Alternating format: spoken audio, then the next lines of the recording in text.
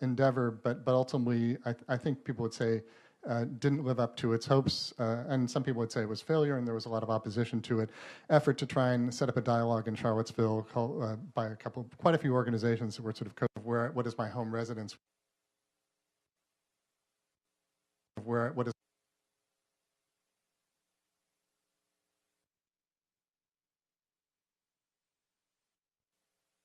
what is my home residence, which is Charlottesville, Virginia.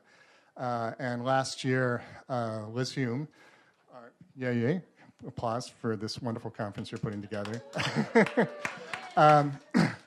Liz came down and Jane came over to Charlottesville in the spring. This is post our 11th and 12th events for what was a really well-intentioned endeavor, but ultimately I think people would say didn't live up to its hopes, and some people would say it was failure, and there was a lot of opposition to it.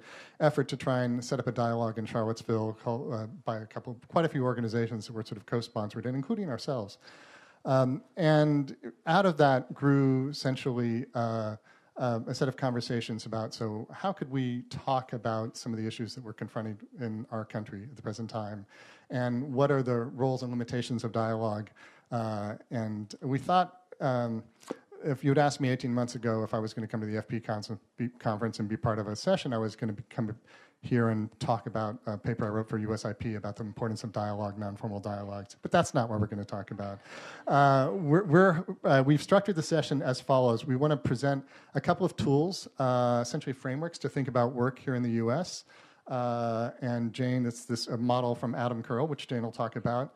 We want to interrogate some of the work that Ram is doing and some of the work that I'm involved in Charlottesville.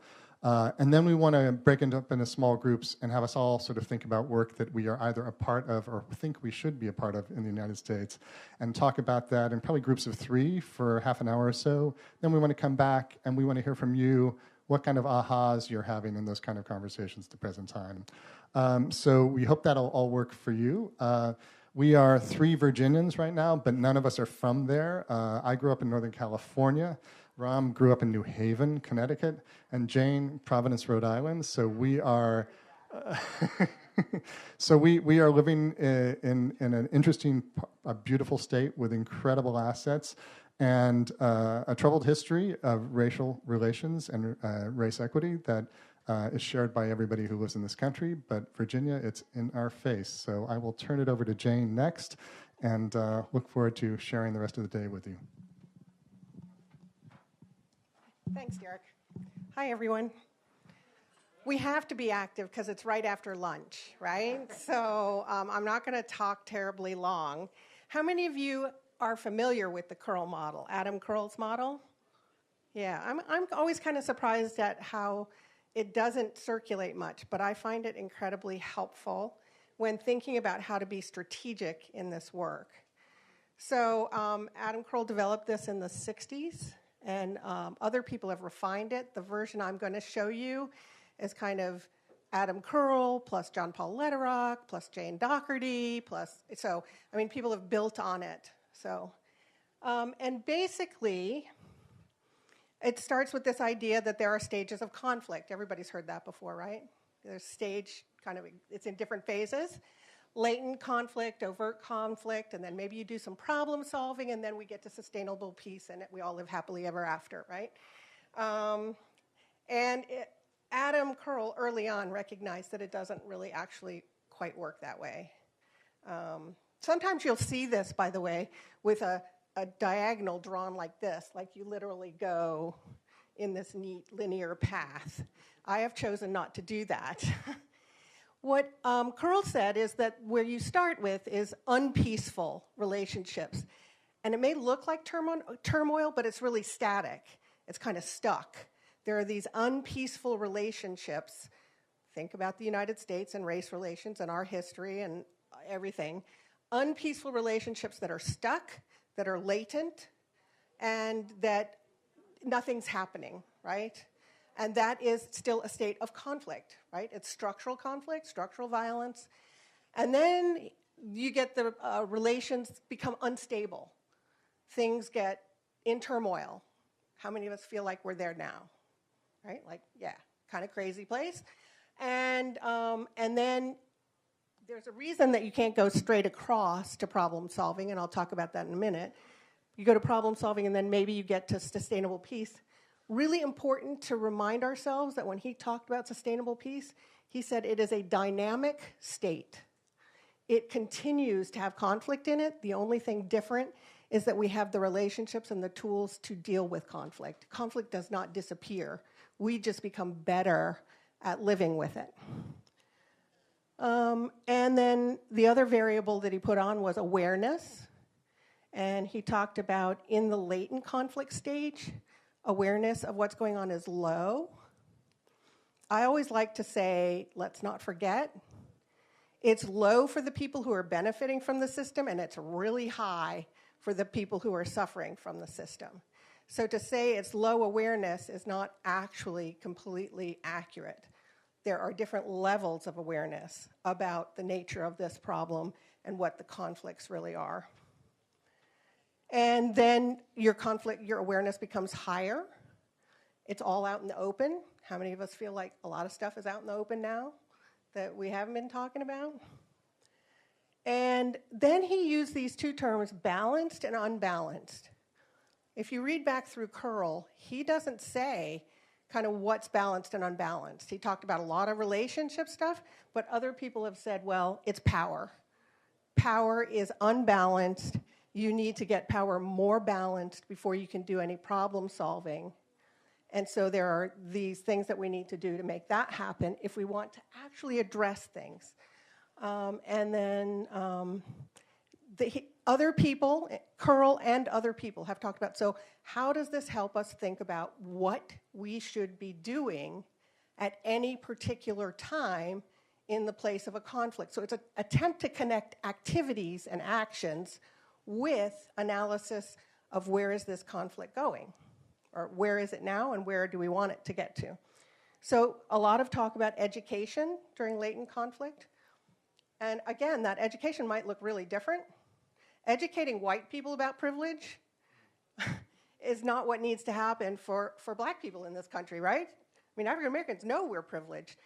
So they may need some other education, like, maybe they need something to figure out how they're, and not from us, by the way, educating to empower and grab relationships and be able to change things. But this is a phase where education is happening. And then it's really important to remember confrontation is actually really important. It's not something we should be avoiding. If we want to get anywhere towards problem solving, we first have to confront the problem. And that may look like confronting each other, and it is confronting each other, but it also has to be confronting the problem. And there's a lot of stuff we know how to do in there, right, that can help. And then organizing. And I think that if we skip that, we forget that during this overt conflict phase, people are able to organize and think about what they want. If you rush that through too fast, they haven't had a chance to organize, and you go immediately into trying to problem solve or negotiate, then it's going to fall apart because they aren't adequately organized. They haven't adequately thought about what they want out of the negotiations. And so that will fall apart. And then sustainable peace is about implementing agreements, like whatever you decided you were going to do together, that happens. One of the things I've added to this, so we talk about it going this way, right? That's kind of the ideal path. But there are some challenges. I call these vicious spirals. Many conflicts will go latent, overt confrontation, back to latent, right? How many of us have seen conflicts go that way? And we may even say some of the conflicts we're looking at now in this country have been doing that, right? I'm old enough that this feels like 1968 to me, and I'm not the only person my age who says that, right? And then, so that's one that can happen. Another one that we are often guilty as professionals of causing is the attempt to go from latent conflict to our skill set, right? Without doing the confrontation and organizing in between. And so we get agreement, and then it falls apart back into suppressed latent conflict. There's a time for our tools. And then there's also, when you have negotiations or problem solving that collapses and goes back to confrontation. So some conflicts can get stuck there. Sustainable peace can go back to overt conflict instead of back to problem solving, but you can prevent that if you put in a virtuous spiral of planning for what's going to go wrong with the agreement and having a process for coming back to discussion when it goes wrong. I'm not saying if, I'm saying when it goes wrong, because it always does. That's my spinning lovely spiral. So that's it from me. Do you have any quick clarifying questions about the curl model? Anybody? All right. Over to. So good afternoon. How are you? All right, great.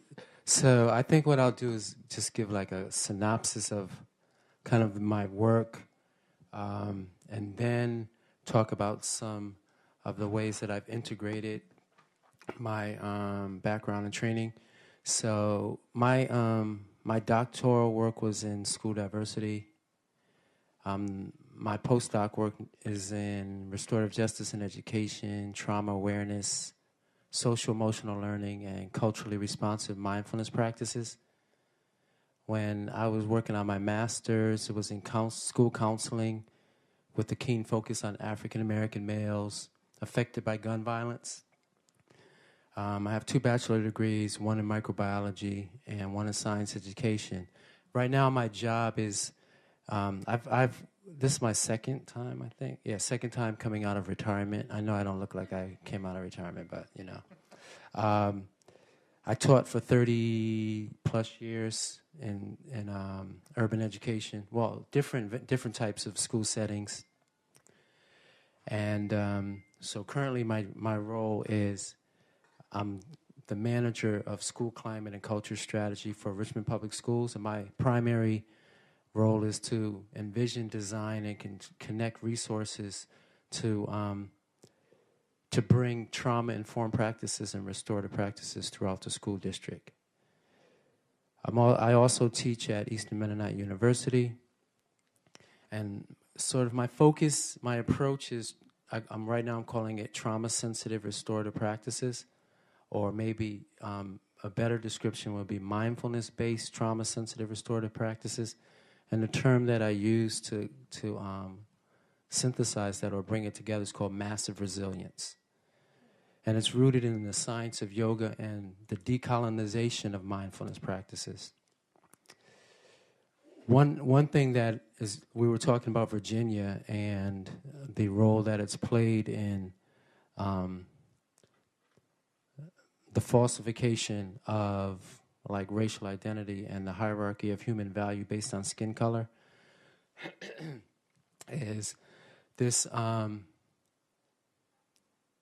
this movement called emotional emancipation circles, being led by the Community Healing Network. And so what emotional emancipation circles are focused on is intra-racial healing. It's creating spaces where people of African descent and African heritage can address the traumatic impact and the constant, either conscious or unconscious realization that we're dealing with in a racist society. America is a racist society. America is racist, period. And so that affects black and brown and red bodies in subtle, microaggressive ways and in more blatant ways. And so the emotional emancipation circles are designed to create that space for self-healing. I also did some work in Burundi, East Africa, around trauma caused by violence, war, and genocide. And I train with the Richmond Peace Education Center. I started this program called the Richmond Youth Peace Project, which is really geared towards helping to create a culture of nonviolence among the city's youth. I also do some work around racial healing, social justice, and intersection of oppression in order to guide communities towards conciliation, specifically conciliation, not reconciliation, but conciliation. I do that with the Conciliation Project. And in the early 90s, so we're the same age, we're like born in, we can say that, you already told them your age, born in 1956, so we saw, like we lived through the 60s, 70s, 80s, 90s, and you know, we're still here, so. In the early 1990s, I co-founded this organization called Drums No Guns. It's not drums, not guns, because people are like always trying to correct me and say, it's drums, not guns, Rom. No, drums, no guns. And the whole idea behind that, it was sort of, I guess it was my healing process after my brother was killed by gun violence. And more than 2 decades later, it's now a foundation, and we continue to work with youth traumatized by gun violence around the country. And then I was a science teacher, and I incorporated drumming into my chemistry classes. Amazingly fun to use drumming, dance, and drama to teach chemical bonding, so that was cool. All right, so before, how much, do I have like 5 more minutes? Okay. Yeah, let's do it. So before I go into like really what I'm doing now, I want to do something. It's kind of a grounding. It's kind of a grounding exercise. So it's called it's a 3-part polyrhythmic clap. So on this, I should have brought my drum. I know. So we're gonna have this side of this From Suzanne. segment, this segment of the room. Just want you to go.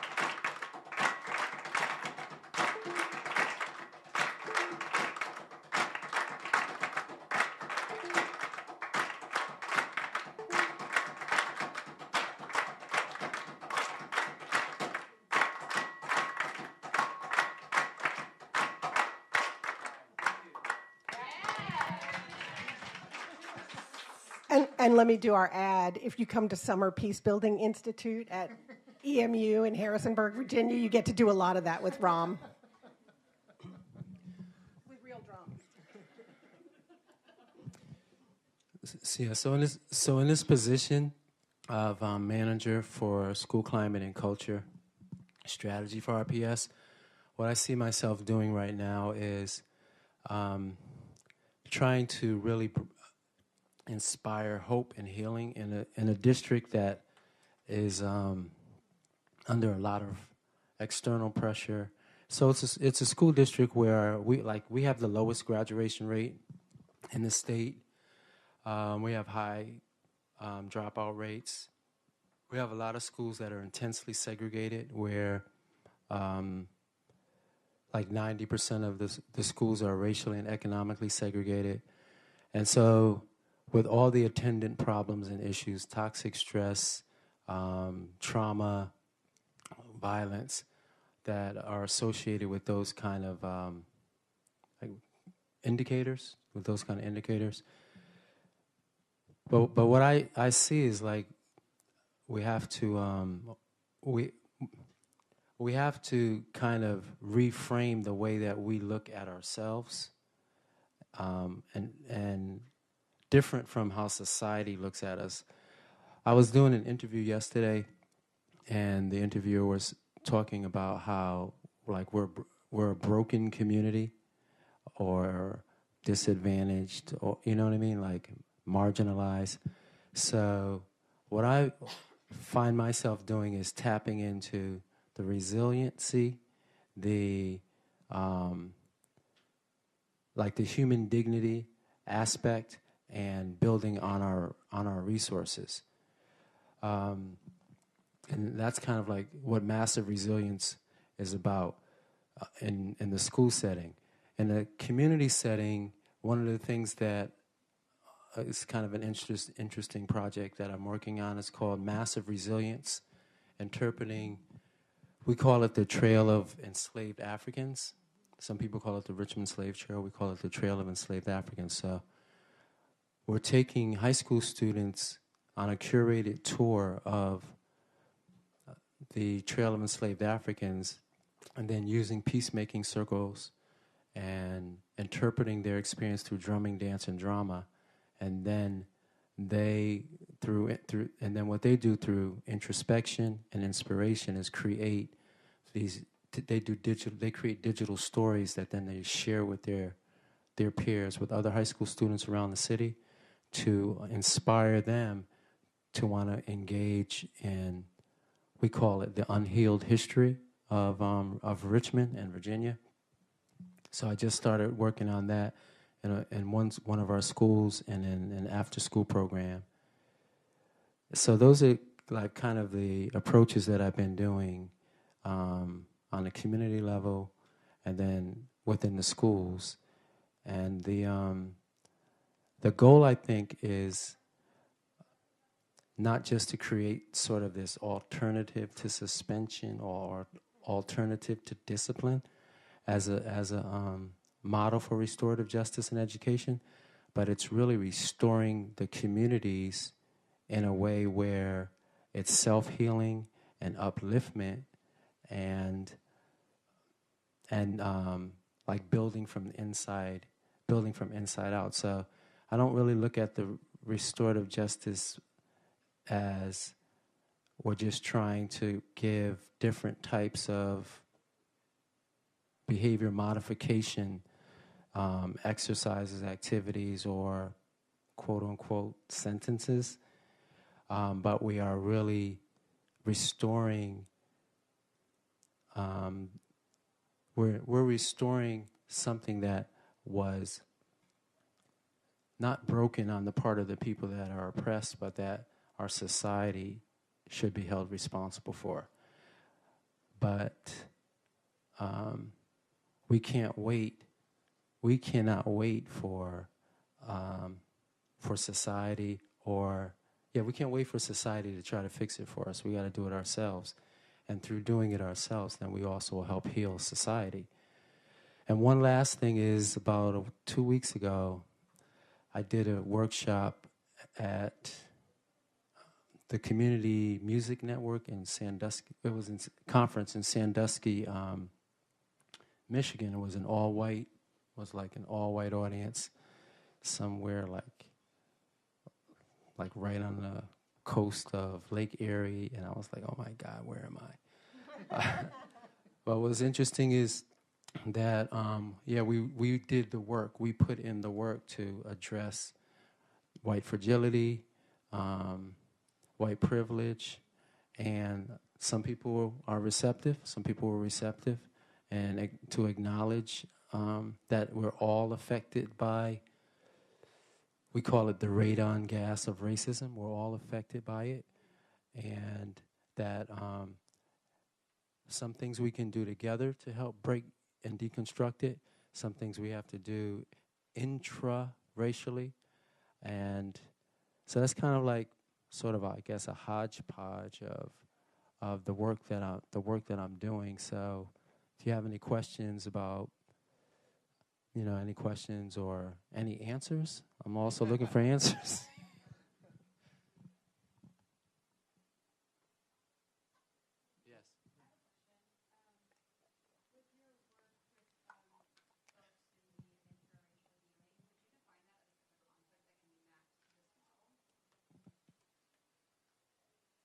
Yeah, definitely. Because we're dealing with internalized oppression. We're dealing with like sort of community-based or personality-based conflicts. So there, like, yeah, there's definitely, yeah, for real, because in one of the first circles that we did, there were kind of like false accusations and attacks on people within the circle.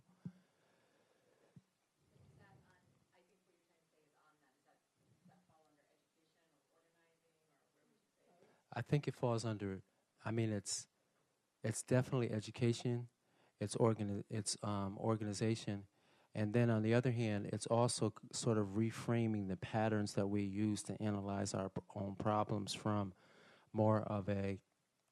We call it culturally responsive. You know, you might hear different ways to describe it, but the spacing, the fractals and geometric patterns, like the fabrics, the talking pieces, the environment, the music, the food, is all it all resonates with the culture of the people that are in the circle. Yes.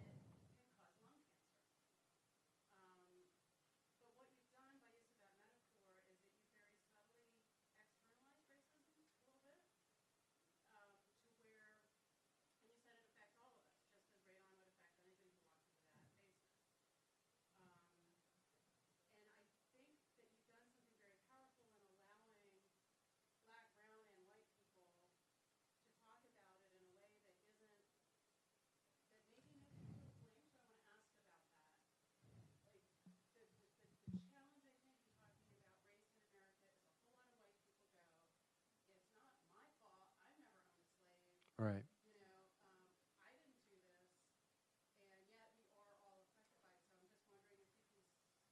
Yeah, that's kind of like that's the difference. But that's the difference between like individual, where it's like I didn't do it, and systemic and structural and institutional, where like I didn't do it either, but I'm dealing with it every day. Just because, I mean, like I'm light skinned, but still, when I had locks, I got pulled over by the police and had a gun pulled on my hair, just pulled on my head, just because I was supposedly speeding.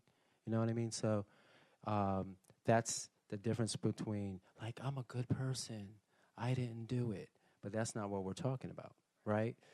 And it is difficult because the root cause of that difficulty is separating us so that we don't recognize our human connection, and that we're all being adversely affected by a system that is oppressive. And that brings up the point, too, of that individual versus group identity. Like, it's for people of color, it's more of a group impact. So that has me thinking about the ACEs. I don't know if you all are familiar with the ACEs study. That has me thinking about the ACEs study slightly differently, where I see that there are two ACEs studies. The ACEs study was a study conducted by, I don't remember, Folletti, I think, was one of the positions, where they looked at experiences that youth had, that children had or were exposed to, adverse child experiences that, say, like witnessing violence, witnessing domestic violence, lack of food, just different things that caused stress and trauma in their childhood, and it manifested as chronic diseases as they became adults.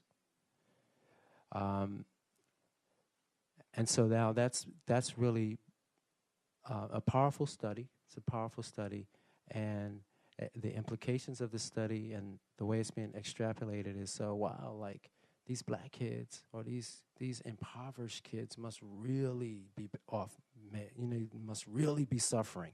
Their ACEs scores must like really be off the charts.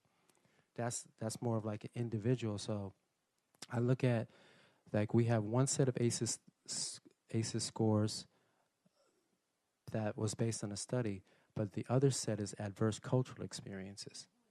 You know, that also has an impact, and we should look at that too. So this conversation, this difficult, hard work that for the most part we're afraid to do, but we're being pushed toward it. The Kellogg Foundation has initiated this enterprise called some of you may have heard of it, Truth, Racial Healing, and Transformation.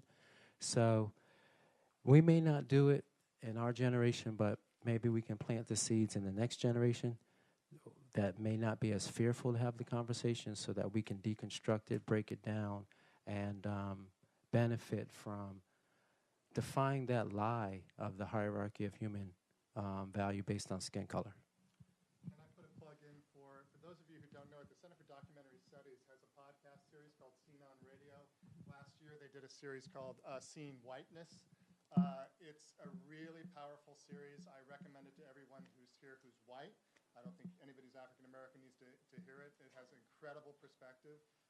And one of the Racial Equity Institute, which is one of the groups featured in it regularly, talks about, we all, I think, are familiar with structural racism, but they term it as social and institutional power combined by racial prejudice, racial bias, as a way to sort of get at racism and racial inequity in our society. I think it's really very powerful. I think I was going to speak briefly about some work that has been inspired by some work that others are doing in Charlottesville, and sort of how it fits into the curl model, particularly in thinking about awareness lower and higher, and Jane's point about, boy, it's a lot of people are aware of what's going on, and a lot of people aren't. I'm going to get the sticker here. One of the wonderful things about living in a college town of 50,000 people is that you have a lot of access. Everything's proximate if you're willing to look. So you can see the inequities in the town. You can meet the power structure very easily, and it's a little bit interesting to navigate.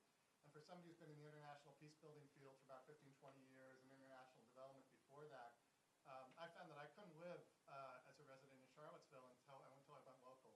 And so my path has been from thinking about conflicts internationally to what I can do in my own backyard.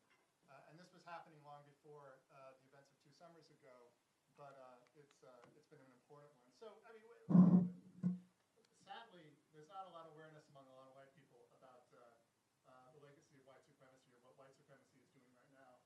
And how do you move this forward? Just click the arrow. The arrow. Click the arrow. Well, I'll move over here and do it. And that's not doing it either. Interesting.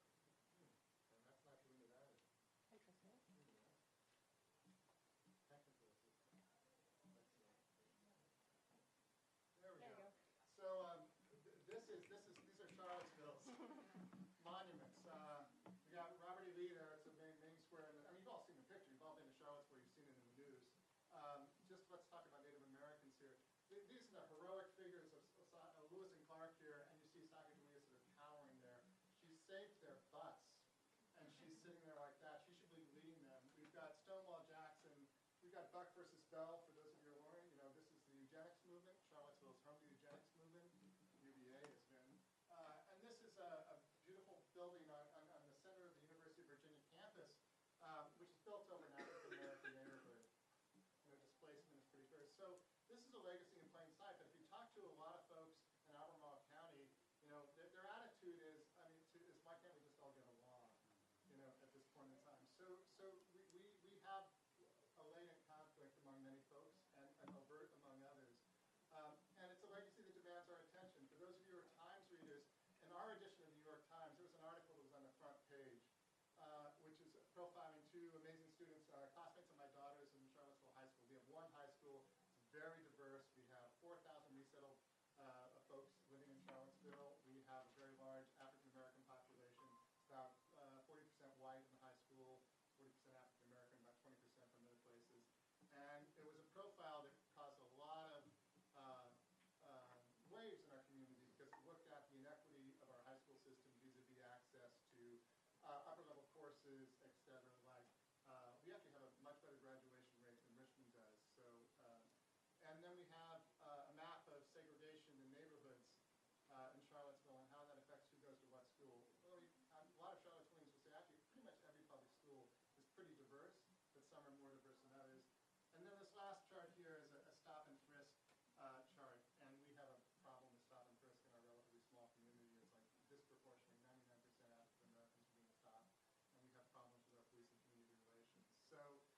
what I have been working on have essentially been two projects that are collaborative efforts. One is really trying to, in a circuitous way, go from the latent to the overt, thinking about conflict in terms of displacement. Displacement, for those of you who know that, those of you who studied urban renewal have heard the stories that urban renewal is known as the Negro Renewal Program. Charlottesville has 7, 8 neighborhoods that in the 20th century, as late as the 1960s, were African-American neighborhoods that were either plowed down, moved out, people had to get different housing for a variety of reasons, done by the university, done by urban renewal and the like. And that is a story that we are just beginning to learn in our community for those of us who are white. Any of these African Americans come from those communities, they know those stories. They're part of their family history at this point in time. And we have to come to grips with the history of structural racism in our community. So we have a project which is also, frankly, it's part because I'm an international peace builder and I used to do international relief work.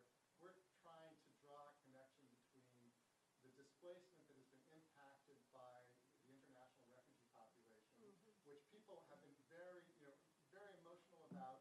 That, we think of the picture of the Syrian child who was drowned in Greece, the outpouring of support that came there. We have a large refugee population in our community, although they're kind of absent unless you're in the public schools or in certain neighborhoods. You really don't see them. You don't really know that they're there. And there's a story to be told about what are the effects of displacement on one population, but there's a story about what's the effects of displacement on another. And so we've got a 3-month-long series of efforts that are going to essentially working through churches, the mosque, the synagogue, the university, to try and educate people and try and draw some of those connections. I don't present it to the community quite this way. We're a little bit more, we're bringing in some beautiful exhibits of photographs that tell the story. We're bringing Mindy Fullilove, who's an amazing clinical psychiatrist at Columbia, teaches at the New School. If you haven't read these 2 books, I highly recommend them to you. This came out last year. Richard Rothstein's The Color Noir. Probably can't read this. It's a forgotten history of how government segregated America. I used to be kind of on my high horse. I'm from California, so they said, well, so many of these problems are really about other parts of the country. The history of my area, of the Bay Area, and the structural racism in the Bay Area that kept African Americans out of neighborhoods is just as damning as anything I found in Charlottesville. And Root Shock, another great book. The subtitle here, for those who can't see, it says, How Tearing Up City Neighborhoods Hurts America and What We Can Do About It. 2 really important books to sort of think about what we might do.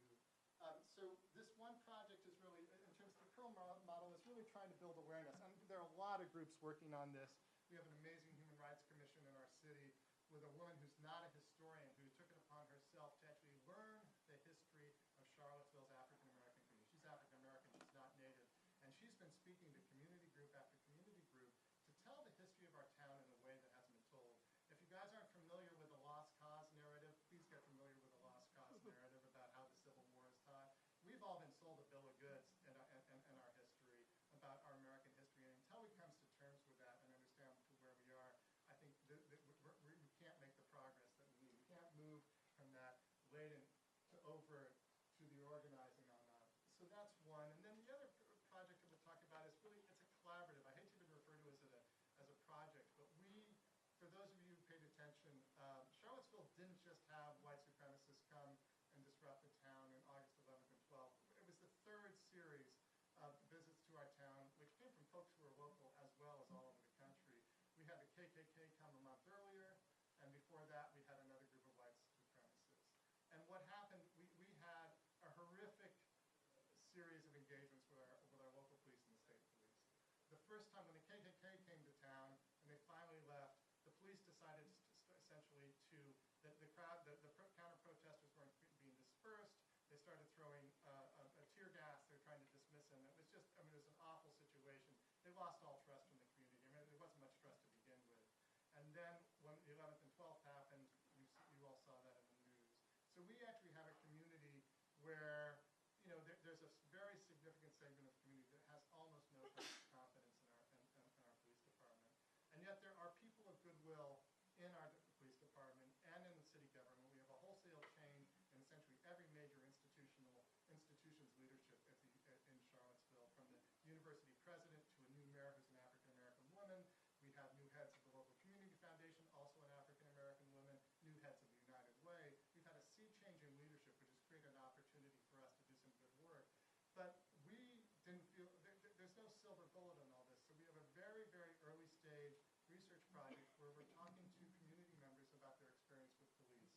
We're talking to the police and the fire department about their experiences on the department.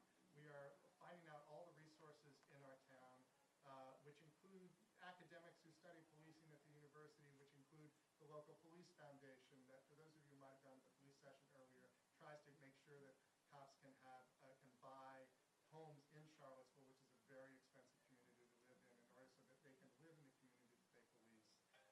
And with doing all this kind of mapping together, our hope is that we're going to create a coalition of folks that will begin to get to a point where we can have some action. But we're not starting with dialogue, because dialogue doesn't, it's not a time for dialogue at this point in time. There are a whole series of tools in the Peacemakers toolbox, and dialogue is just one of them.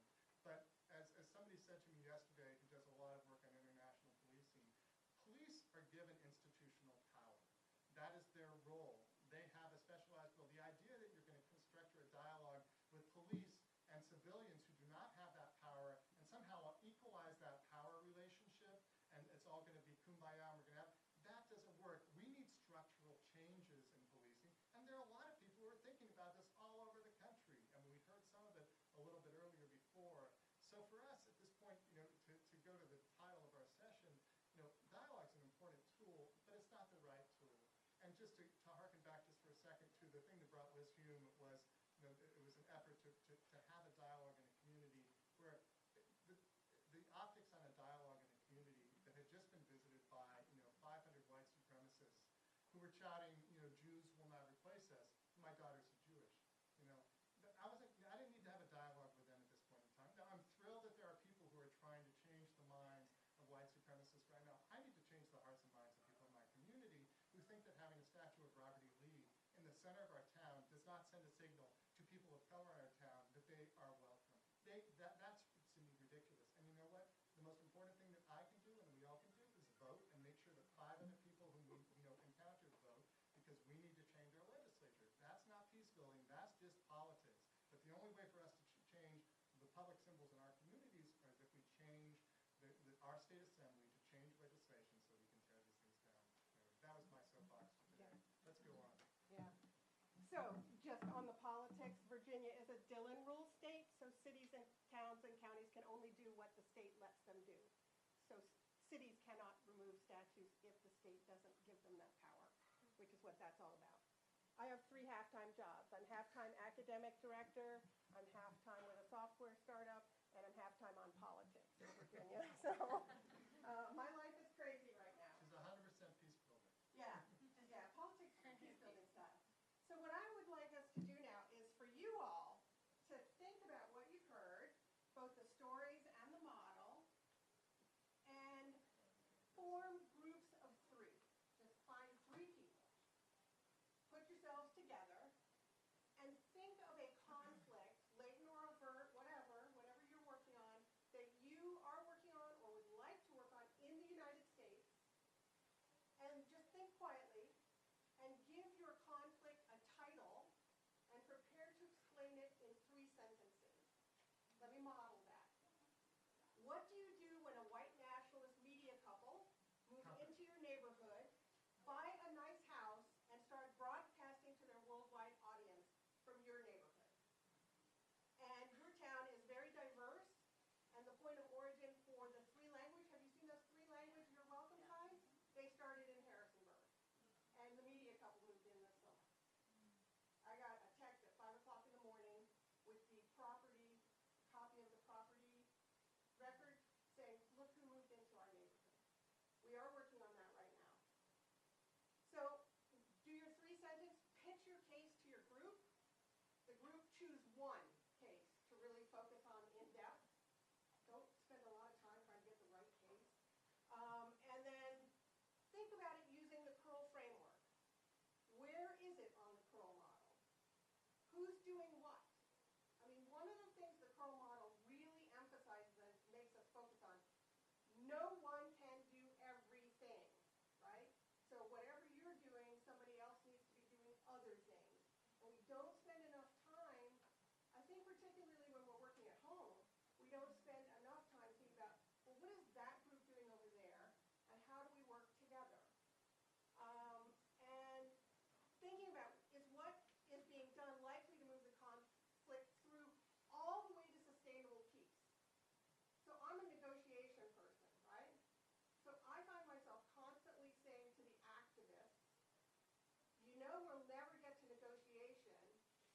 strategy is to beat the people over the head and tell them they're the devil.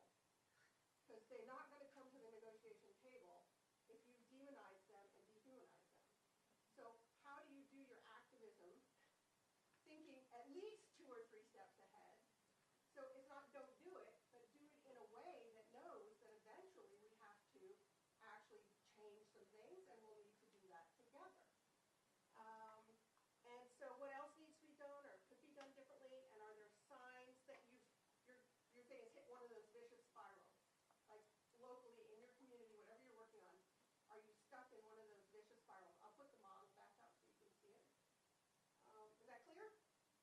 We're going to let you all talk with each other, and then we'll do a debrief. Can I just say one thing? Mm-hmm. Remember conflict sensitivity. Do no harm. Because that's actually this event in Charlottesville. I was invited to go speak on it and said to Derek and Jane, hey, come. And then we all got very angry because it actually did harm. And so I think that's an important piece of it. What makes this hard is that this is our own conflict. And I think that's what, because when I was looking at this curl diagram, thought, yeah, I immediately also went to diet. Like, can't we just, figure this out? And and let's just move on. And who wants to get into conflict, right? And, I feel like I'm kind of woke now on this whole thing. But it took me, because this is my conflict, too. And so I think we have to remember that. It's a whole different dynamic because it is our conflict. Right.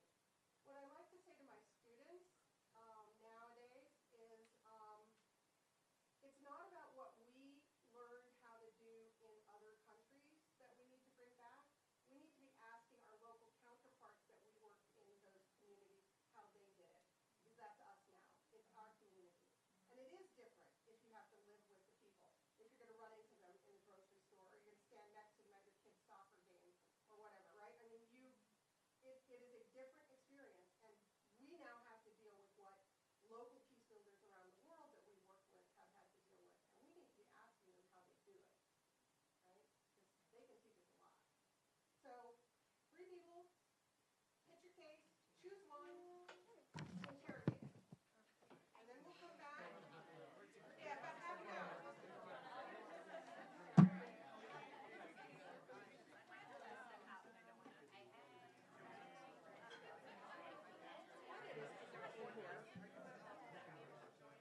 Do you need more water? It's really dry.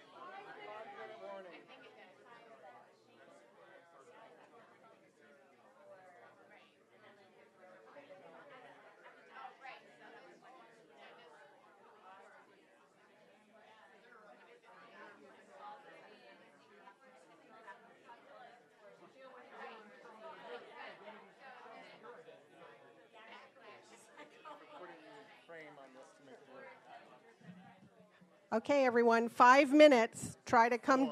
4. Oh, 4 minutes. 4 minutes. That sounds like an auctioneer.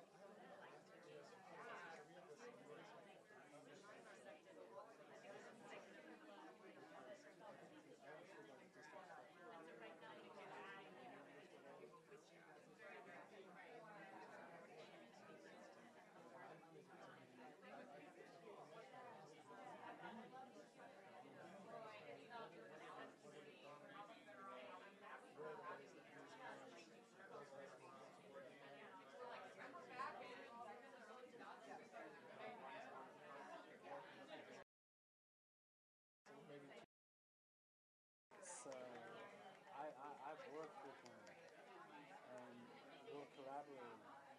They're coming to Richmond to talk to these two task forces that we have. We have a RJ task force and a Farm Reform task force, a TI task force. So the guys,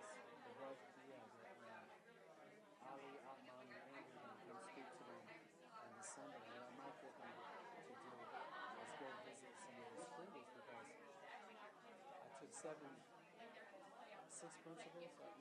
I think it was 7 principals and a behavioral specialist to on a site visit to some of those schools. And so all of the middle schools. 1 minute. But the whole thing is more than just setting up the rooms. We have to know how to facilitate them. So that's good that there's just to designate a space for them.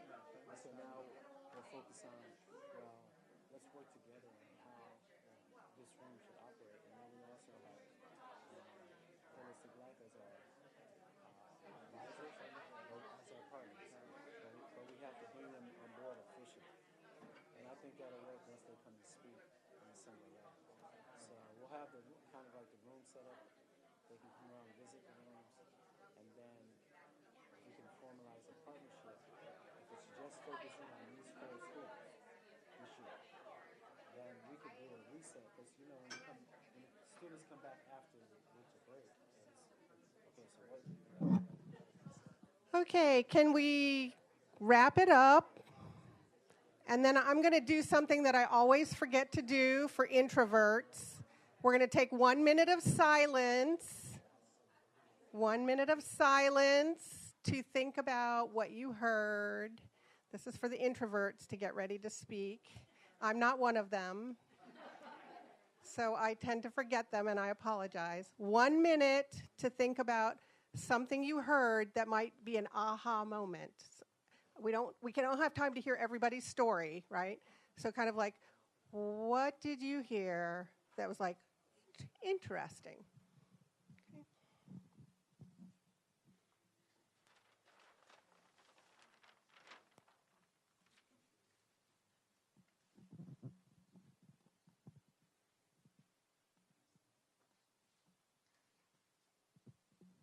Hey, you want to do that?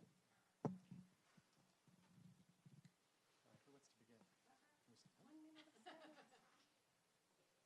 Okay.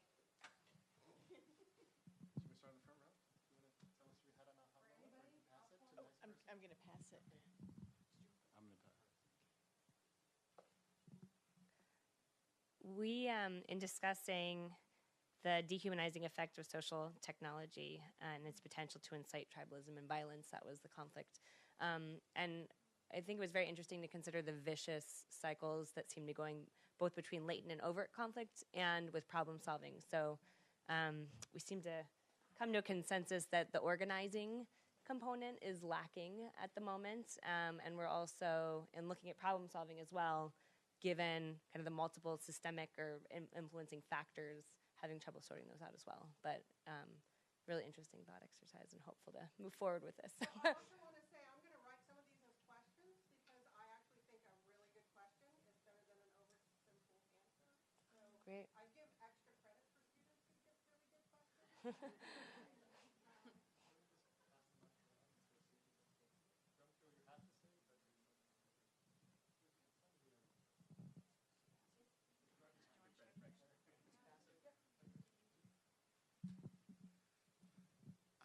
The conflict that we were discussing was something that I'm in the midst of right now in my role as a school board member in my home state. Yeah.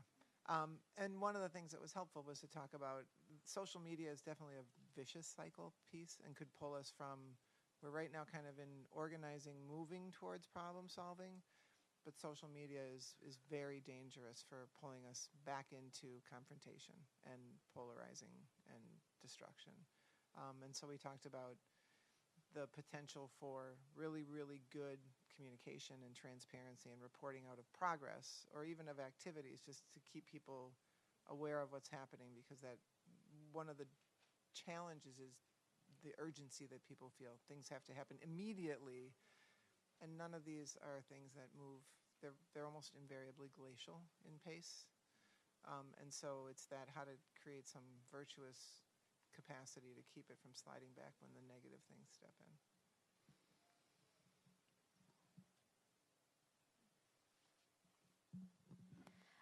Yeah, so something that I found really helpful in our conversation, we talked about a couple of different conflicts, but we were trying to map our conflict out on the process there. And some of the vicious cycles that we came up were actually related to other conflicts. So we were thinking a lot about, I know at the conference we talk a lot about systems approaches to large systemic problems. So just thinking about how no one problem lives in isolation and no one conflict lives in isolation, and how we were talking specifically about an LGBT issue and how it can also play into political polarization and conflict within political parties, and how multiple identities can sort of complicate these conflicts. So it made things more complicated, but also important to think about. Conflicts are interconnected. So where another conflict is on the process will affect where yours is in the process. It's just not that linear. And I had a more general question that came out of sort of our wide-ranging conversation, which was sort of the premise of the panel. I find myself getting a little confused in terms of the role of dialogue, and I wasn't sure if dialogue sort of was proxy for let's just get over the conflict and get along with each other, or whether, partly because I'm wondering how does one get to a point where you actually can address structural issues and structural change without dialogue? Like, it's a piece. I mean, it would be nice to talk a little more about, well, what do people see as needed right now in this moment? And just kind of quick follow-up on that, because when we were talking about this issue, one of the things that I've discovered with some dialogue work we're doing in Milwaukee with religious dialogue, that the dialogue needs to happen intra-religion. That's where the real conflicts are, and they're oftentimes masked through the inter-religion dialogue. So our group talked about gun policy, and we pretty easily agreed that it's not latent, but it sort of oscillates between overt and problem solving. And my colleague here, Stacia, pointed out that she's seeing more of a groundswell of public pressure for more gun control measures, but that hasn't really been reflected yet in the legislature. And I had a story in the Colorado legislature of serious controversy. So it's like there are these moments that it pops up into at least legislative problem solving, and then the acrimony hits, and then it gets frozen again. And so there's like we were kind of like, okay, well, we're stalemate on that, chart, and we agreed that there are definitely potential areas of common ground in terms of, kinds of measures that would not take away most, people's guns, except for in very narrow circumstances. But people aren't willing really to stretch their thinking, apparently, or they feel threatened, or their identity feels threatened, or their values, or the culture. And we talked about the American culture of "don't tread on me." And so we definitely didn't answer all of your questions, but wrestled. Yeah, right.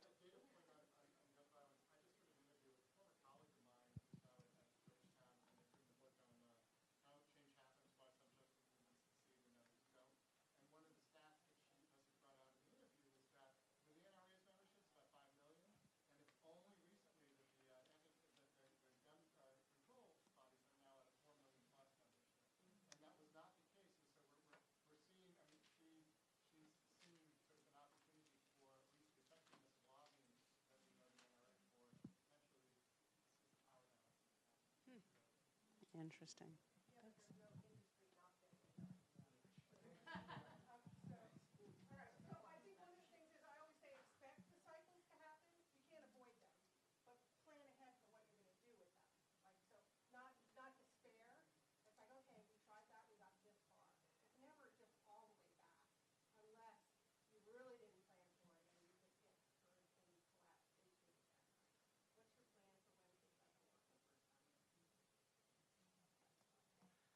So an aha moment I often have that's fairly applicable to all conflict, and why we all avoid conflict, is because people are afraid to misstep, they're afraid to misspeak. And I think something that I've been reconciling with, I'm supporting a racial conflict in Taos, New Mexico, or working on a project supporting a community.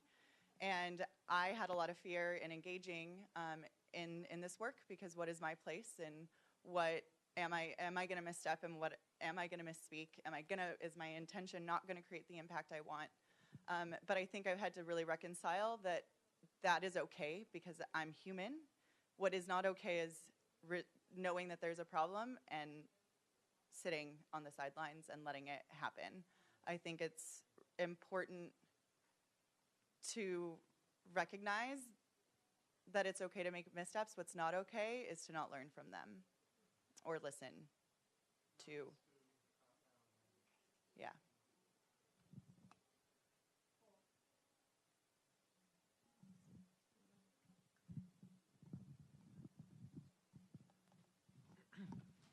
I think we're getting better about this in the field, and we're talking about it more and more, but through the course of our conversation about this particular problem, the issue of self-care came up, and just recognizing the extreme importance of that when you're working on issues that are really close to home and, are your problems or your community's problems, and the need to have support structures in place to make sure that you're taking care of yourself so that you can do the best work you can to try to resolve the conflict.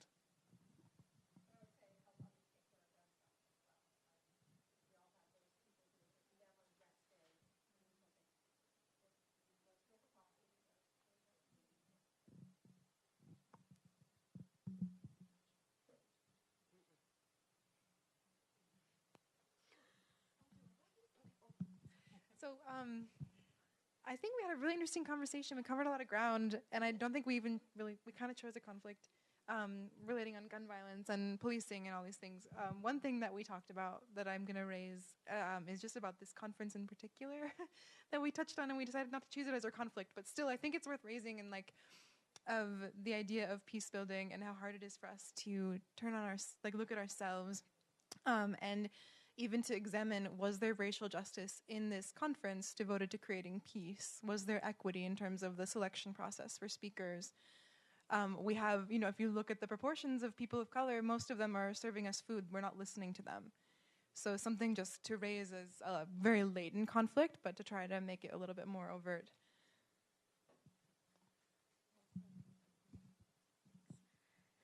I'm not speaking for the group, just my own personal reflections. I wanted to build on what has already been said here about the dialogue. We have the benefit of a Canadian in our group who was talking about truth and reconciliation with Indigenous peoples, First Nations peoples, and I think they're further along than us, right? And I know that they're further along than us. And we talked about a bit about the difference between truth and reconciliation as a means of restructuring power and of redistributing structural inequities versus dialogue, which can be, we hear you and you hear us, and that's it. And so we're just starting to pick apart, I think, the difference between those two kind of concepts, and that to me is very interesting. And there was one other thing I wanted to mention that I can't find here. Oh, so I'm working in Virginia with the Office of Juvenile Justice and Delinquency Programs on racial equity trainings, and my fear is that we have got a very latent conflict on our hands where we've got a very uninterested partner and a huge conflict that exists. And so when I see this model, I love this model, but I just can't for the life of me think my way out of that bottom left corner. And so I think that's where I could use some help.